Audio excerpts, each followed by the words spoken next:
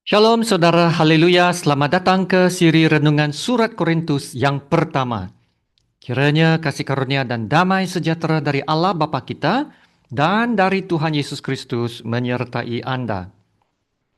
Kita lihat 1 Korintus bab 7 ayat 32 sampai 35 dengan tajuk ini. Membujang, hidup tanpa kekhawatiran. Mari kita baca dari ayat 32. Aku ingin supaya kamu hidup tanpa kekhawatiran. Orang yang tidak beristri memusatkan perhatiannya pada perkara Tuhan. Bagaimana Tuhan berkenan kepadanya? Orang yang beristri memusatkan perhatiannya pada perkara duniawi. Bagaimana ia dapat menyenangkan istrinya?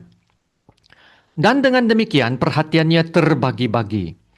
Perempuan yang tidak bersuami dan anak-anak gadis memusatkan perhatian mereka pada perkara Tuhan, supaya tubuh dan jiwa mereka kudus. Tetapi perempuan yang bersuami memusatkan perhatiannya pada perkara duniawi, bagaimana ia dapat menyenangkan suaminya. Semuanya ini kukatakan untuk kepentingan kamu sendiri, bukan untuk menghalang-halangi kamu dalam kebebasan kamu, tetapi sebaliknya supaya kamu melakukan apa yang benar dan baik dan melayani Tuhan tanpa gangguan. Demikianlah firman Tuhan. Dari ayat 17, Paulus menasihatkan supaya tetap tinggal dalam keadaan seperti waktu ia dipanggil Allah, yaitu tidak perlu tukar status luaran untuk menjadi lebih rohani. Yang penting perubahan dari dalaman hati. Itu bagaimana hidup kita memuliakan Tuhan dalam keadaan kita sekarang. Itulah garis besarnya. Dan dari ayat 25 sampai 28, prinsip yang sama diterapkan dalam konteks hidup bujang dan perkawinan. Dalam ayat 29 hingga 31, Paulus membawa kita lebih dalam lagi, yaitu bukan sekadar soal status, tetapi soal perspektif kekal, memandangkan waktu telah singkat. Sekarang, dalam ayat 32 sampai 35 ini, Paulus menambah satu dorongan lagi. Nah, sekali lagi, fokusnya bukan pada status, tetapi pada perhatian hati. Kata Paulus, orang yang tidak beristri memusatkan perhatiannya pada perkara Tuhan. Orang bujang ya berpeluang memberi tumpuan yang lebih kepada perkara Tuhan. Sedangkan orang yang berkawin dalam ayat 33 ini berkata harus memusatkan perhatiannya pada perkara duniawi, bagaimana ia dapat menyenangkan istrinya. Dan dengan demikian perhatiannya itu terbagi-bagi. Saudara, inilah prinsip yang sangat penting.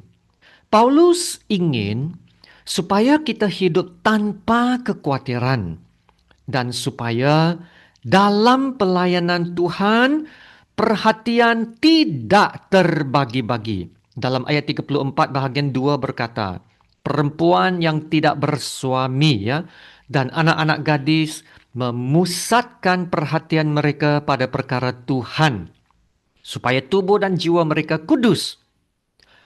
Orang bujang tidak perlu fikir tentang semua pengurusan perkawinan dan rumah tangga.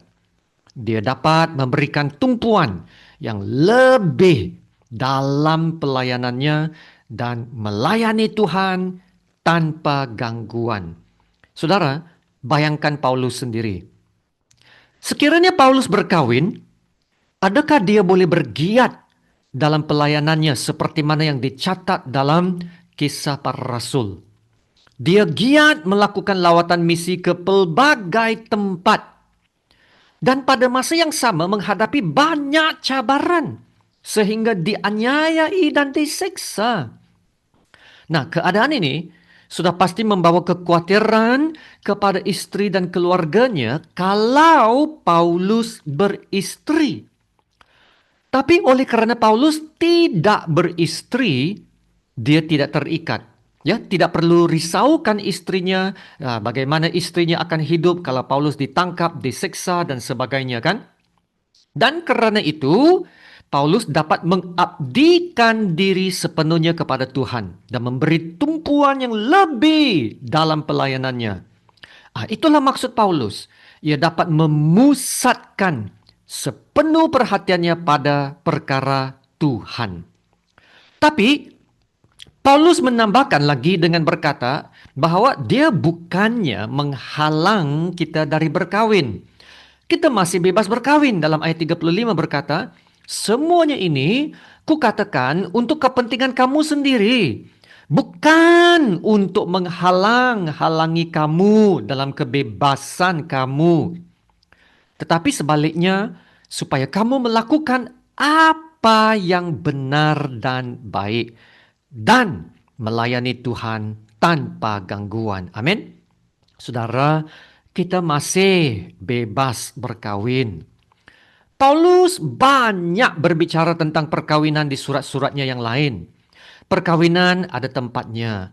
Tuhan yang menciptanya.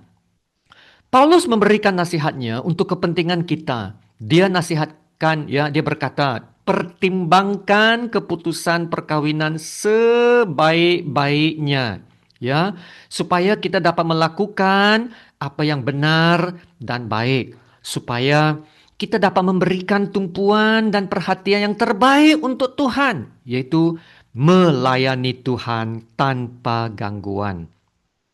Oleh itu, isu di sini bukan karena perkawinan itu tidak baik. Hanya janganlah perkawinan itu menyebabkan hati kita yang terbahagi sehingga tidak dapat melakukan apa yang benar dan baik dalam melayani Tuhan. Prinsip yang penting ialah ini. Bagaimana kita dapat mengatur hidup kita untuk dapat melayani Tuhan tanpa gangguan dan dengan hati yang utuh. Amin. Saudara, bagi yang belum berkawin, Anda mempunyai kelebihan. Dalam musim bujang ini, Anda dapat memberi tumpuan yang lebih kepada Kristus dan pelayanan, kan? Jadi, gunakanlah musim ini dengan sungguh-sungguh untuk Tuhan. Sekiranya Anda mengambil keputusan untuk berkawin, itu juga baik. Anda akan memasuki musim yang baru. Saudara, jika Anda bersedia memikul tanggung jawab itu, Tuhan akan memberkati dan menolong setiap usaha Anda. Yang pentingnya, bertanggung jawab. Jadi, kita kembali kepada prinsip utama hidup dalam bab 7 ini, yaitu tidak kira apa status, yang utama tetap sama, yaitu hati yang tidak terbahagi dan hidup yang memuliakan Tuhan. Amin. Kasih karunia Tuhan Yesus menyertai Anda. Mari kita berdoa. Bapa kami yang di surga, Allah Bapa yang kami sembah, kami puji dan kami agungkan.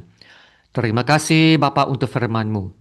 Ya Bapa, kami percaya bahwa perkawinan adalah sesuatu yang sangat penting dan tidak harus dipandang ringan.